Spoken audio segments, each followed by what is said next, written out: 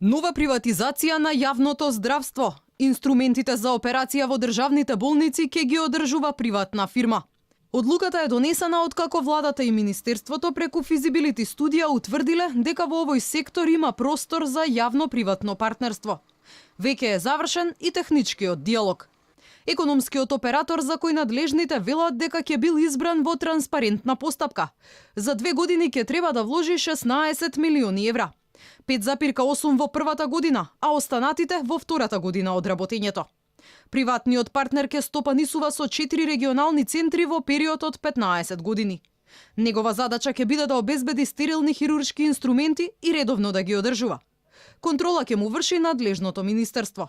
Целта, како што велат надлежните, е да се намали стапката на болнички инфекции и да се обезбеди поквалитетна услуга за пациентите. За да се задржи квалитетот на здравствените услуги и да се избегнат несакани последици по здравјето на пациентите, одржувањето на инструментите за операција мора да биде на највисоко ниво.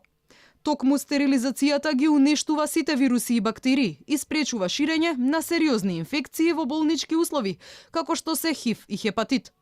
Од тука се поставува прашањето, дали приватната фирма која ќе го добие тендерот би штедела во процесот на одржување, со цел да дојде до полесна и побрза заработка. Ова не е прв пат да се спомене концептот на јавно-приватно партнерство во јавното здравство. Министерот Венко Филипче најави негово воведување кај итната помош и домашната посета, но за тоа се чека оправданост од физибилити студијата, чија изработка е во тек.